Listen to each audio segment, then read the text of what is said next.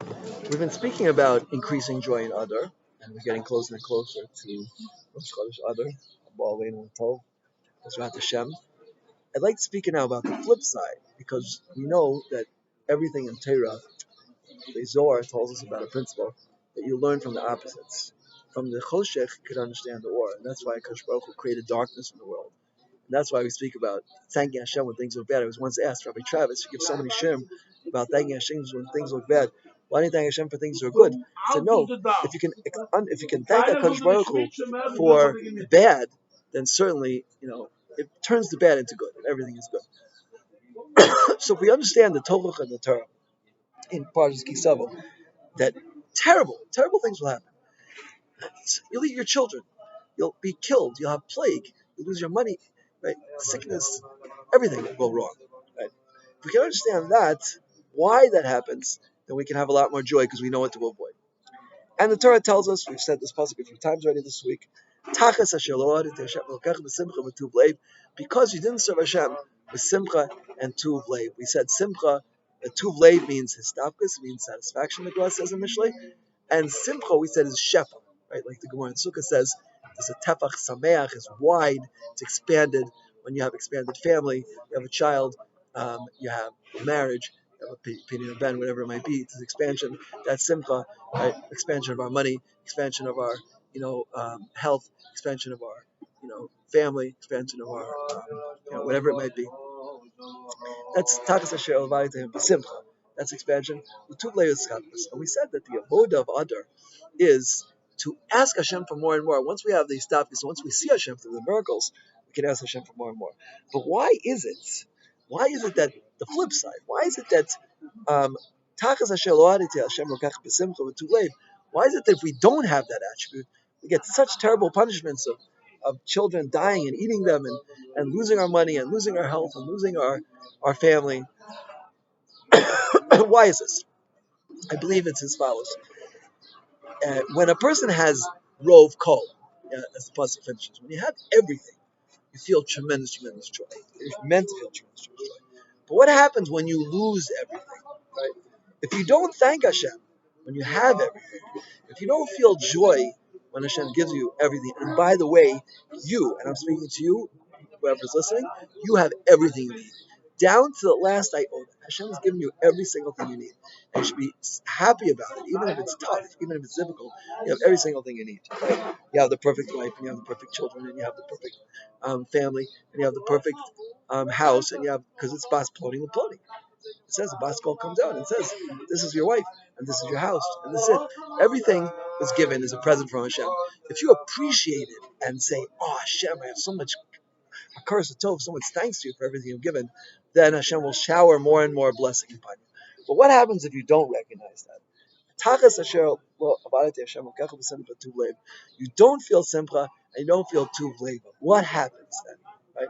So the Torah tells us what happens is you have the worst possible things. Hashem takes everything away, and He doesn't just take everything away, but He tortures you, and He puts us in concentration camps, and the Inquisition, and the Crusades, and the Korban Bayis Rishon and Bayis Sheni, and the Pogroms. All of these terrible things happen. Why? Because Hashem wants us to recognize how much good you had, right? When a person is struggling for a small piece of bread to eat so he shouldn't die, yeah, he realizes what one small piece of bread is, yeah, and then he says, "Oh my gosh, when I had so much good, when I had so much wealth, when I had so much comfort, I should recognize Hashem." We all need to wake up, Rabbi Sai. I'm sitting here at the kotel, right, looking at the ramp that goes up to Beis Mikdash. Why are we on this side and not that side? The reason is, Chazal tell our hearts have to be in the right place. We spoke about this last week by Purim Cotton. Our hearts have to be cleaned, and before Purim and Pesach, we have to clean our hearts. There's Pesach cleaning of our house, but there's Purim cleaning of our hearts.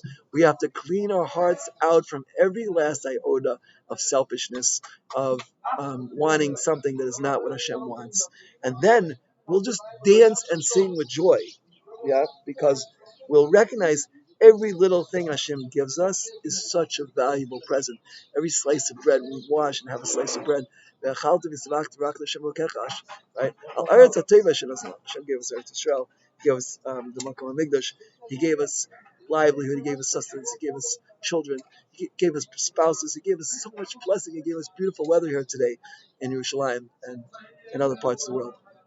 We have to be so thankful to HaKadosh Baruch Hu for every little thing He gives us. And if we're not, Hashem forces us to tiny, tiny things like a little slice of bread, like waking up in the morning.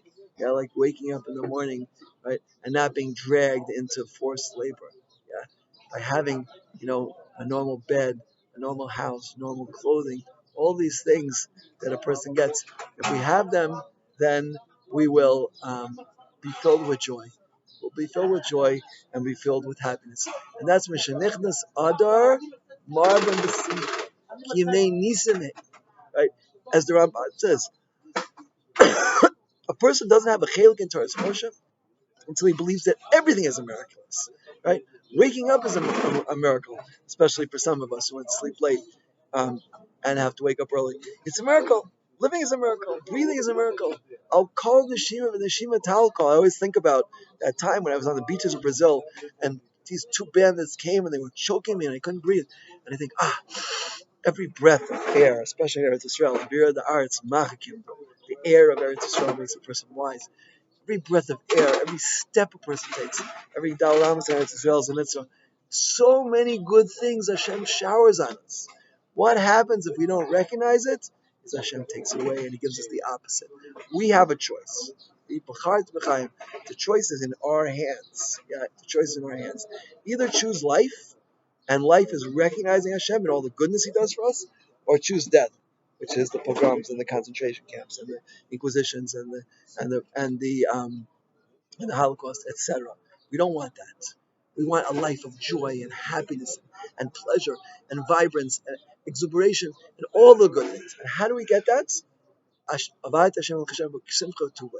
Have istapis. Be happy with every little thing you have. You have a child who has problems, has learning disabilities. He has a psychological diagnosis. He has, he's slow. He's learning disabled. He's this. He's that. He's crippled. Whatever. Thank Hashem for it. One of my talmidim, Mr. Shmuel Yellen. So he has a child who's Down syndrome. He was just nifted a short time ago. And he was so happy about this child. For 40 plus years, he raised him. Right? He said it's a gift from HaKadosh Baruch Hu. We should realize every child we have is a gift. Every cent that Hashem gives us is a gift. Every breath of air is a gift. Every bite of food is a gift. If we live our life like that, we'll be so happy. Right? And that's Takas Hashem Simcha Tuchlev. Recognize all the goodness that Hashem showers on us. It showers it down like a wonderful rainfall that brings blessing to the world. And if we recognize that, we'll have such a happy life. And this is our abode as we get closer to Adam. See the miracles that Hashem did in Purim and Pesach and realize, as the Ramban says, everything is a miracle. Everything in life is a miracle. And then we'll have such lives of joy. Hashem should give bench every single person in Klal Yisrael with the greatest blessing in their family life, in their marriage, and their children, and their panasa, and their health. And we should see the Gula soon. Right here, we should be walking up that ramp. I'll turn around. Everyone can see here. Look at the ramp. You can see here. There it is. We should be walking up that ramp soon. Amen. Ken Yitzhak.